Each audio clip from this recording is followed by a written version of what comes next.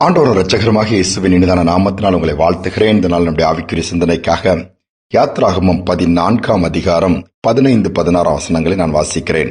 அப்பொழுது கர்த்தர் மோசேயை நோக்கி, நீ என்னிடத்தில் முறையிடுகிறது என்ன?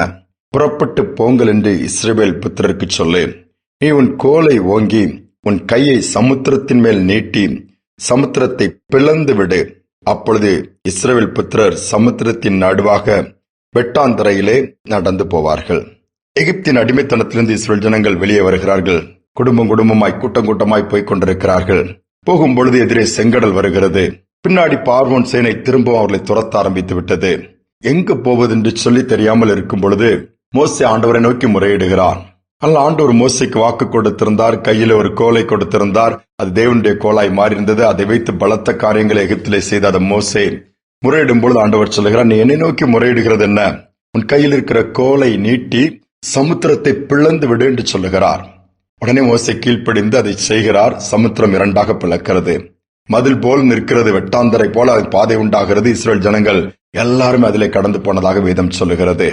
என்ன அருமையான ஒரு சம்பவம் பாருங்கள். அநேக நேரம் நமக்கு கிருபைகளை கொடுத்திருக்கிறார், வல்லமைகளை கொடுத்திருக்கிறார், விசுவாசத்தை கொடுத்திருக்கிறார். நாம் ஆனால் இன்று பார்க்கும்போது சூழ்நிலைகளை தலைகளாகத்தான் மாற்றி காண்பிக்கிறோம். எப்படி என்று சொல்லி பார்ப்போம் என்று சொன்னால் வேதம் சொல்லுகிறது, கர்த்தருக்கு கீழ்ப்படியுங்கள், பிசாசுக்கு எதிர்த்து நில்லுங்கள். ஆனால் இன்னைக்கு என்ன பண்ணுகிறோம்? பிசாசை கண்டால் ஒரே பயம், பிரச்சனை கண்டால் பயம், ஆண்டவருக்கு பயப்படுகிற பயம் அந்த அளவு கூட நமக்கு இல்லை. சூழ்நிலைகளை பார்த்தெல்லாம் பயந்து அதுதான் நமக்கு நேரிடுகிறதாய் மாறிவிடுகிறது. ஆனால் இந்த இடத்தில் சொல்கிற அவைகளை பார்த்து பயப்பட வேண்டாம், எதிர்த்து நில்லுங்கள். அல்லது மேற்கொள்ளக்கூடிய பலனை கர்த்தர் கொடுத்திருக்கிறார். விசுவாசத்தோடு பேசும்பொழுது அது நம்மை விட்டு விலகி போய்விடும். நம்முடைய வார்த்தைகள் எப்படி இருக்கிறது, நம்முடைய வாழ்க்கையில் எப்படி செயல்படுகிறோம், எல்லாமே ஆண்டவரே ஆண்டவரே என்று புலம்பிக் கொண்டே இருக்கிறோம். ஆண்டவர் ஏற்கனவே அநேக காரியங்கள் நமக்கு சுதந்திரத்தை கொடுத்திருக்கிறார், வல்லமைகளை கொடுத்திருக்கிறார், அதிகாரங்களை கொடுத்திருக்கிறார். இவைகளை ஏன் பயன்படுத்தக்கூடாது? சாது சுந்தர் சிங் திபெத் பகுதியிலே ஊழியத்தை முடித்துக் கொண்டு போய் கொண்டிருக்கும் பொழுது அதிகமான குளிரும் பனியும் பெய்து கொண்டிருந்தபடியினாலே எங்கேயாவது இடம் கிடைக்குமான ஒரு குகை இருக்கிறது, அதற்குள் போகிறார். குகைக்குள் போனவுடன் பார்த்தால் உள்ளே ஒரு பெரிய புலி இருக்கிறதுனாலே பயந்து அலறி அடிச்சு வெளியே ஓடி வந்து விடுகிறார். இயேசுவே என்று சொல்லி கத்திக்கொண்டு ஜெபித்துக் கொண்டு வெளியே ஓடி வருகிறார். வெளியே ஓடி வந்து நின்று இருக்கும் பொழுது ஆவியானவர் பேசுகிறார். நீ ஏன்பா வெளியே வந்தான்னு சொல்லி ஆண்டவர் கேட்கிறாரு. உள்ள நான் போய் தங்கலாண்டு போனேன்பா, ஆனால் உள்ள புலி இருக்கிறதே, நீ அதை சாப்பிட்டு விடுமே. நீ உள்ள போனேன்னா அதை வெளியே போய் சொல்ல, அது போயிடும், நீ அதை உள்ளே போய் தங்கி விடலாம் என்று சொல்லி, நீ ஏன் அதை வெளியே போக சொல்லக்கூடாது?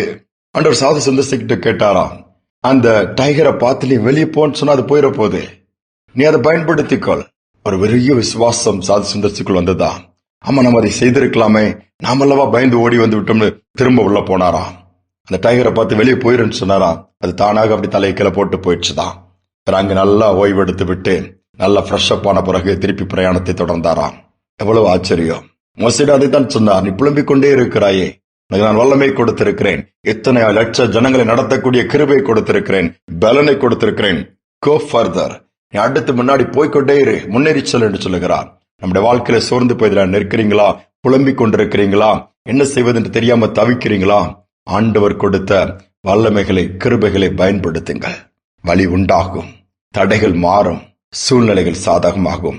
பிசாசானவனை கர்த்தர் சிலுவையில வெற்றி சிறந்திருக்கிறார். வெற்றி சிறந்த அதே ஆண்டோட பிள்ளைகள் நாம், நமக்கும் ஜெயத்தை கொடுக்க அவர் காத்துக் கொண்டிருக்கிறார். ஜெபிப்போம். அன்பின் தகப்பனே, இந்த புதிய நாளின் காலை நேரத்திற்கு அண்டியுமே துதிக்கிறோம், ஸ்தோத்திரிக்கிறோம். எங்களுக்கு எவ்வளவோ கிருபை பாராட்டிருக்கீங்கப்பா, எவ்வளவு பலனை கொடுத்திருக்கீங்க, விசுவாசத்தை கொடுத்திருக்கீங்க. அநேக நேரம் நாங்கள் சோர்ந்து போகிறோம், சூழ்நிலை பார்க்கும் பொழுது அதை பார்த்து பயந்து பின்வாங்குகிறோம். அப்பா, அப்படி அல்ல. எதிர்த்து நிற்கிற காரியங்களை குறித்து பயப்படாமல் முன்னேறி செல்லத்தக்கதாய் எங்களுக்கு கொடுத்த பலத்தின்படி மூலமாக, எங்களுக்கு கொடுத்த கிருபையின் மூலமாய், அதிகாரத்தின் மூலமாக அவைகளை மேற்கொள்ளத்தக்கதாய், அவைகளுக்கு கட்டளையிடத்தக்கதாய், அப்ப அவைகளுக்கு விரோதமாய் பேசத்தக்கதாய் எங்களுக்கு பலன் உண்டாகட்டும். விசுவாசத்திலே இதை கேட்டுக்கொண்டிருக்கிற ஒவ்வொருவரும் பெருகட்டும். அப்பா, இன்னைக்கு தைரியத்தை கொடுங்கப்பா. எனக்குள்ள சுதந்திரம் எனக்கு தான், அது எந்த பிசாசும் எடுத்துக்கொள்ள முடியாது, எந்த பொல்லாத மனிதனும் எடுத்துக்கொள்ள முடியாது என்று சொல்லி நம்பிக்கையோடு அவர்களை சுதந்திரத்துக் கொள்ள உதவிச்சியம் துதிகனமைக்கு செலுத்துகிறேன். இயேசுவின் நாமத்தில் பிதாவே, ஆமேன், ஆமேன். எதை குறித்தும் பயப்பட வேண்டாம், கர்த்தர் பட்சத்தில் இருக்கிறார். விசுவாசத்தோடு பேசுவோம், சூழ்நிலைகள் மாறும். சிந்தனையோடு இந்த நாளை தொடர்வோம். மீண்டுமாய் நாளை தினம் சந்திப்போம்.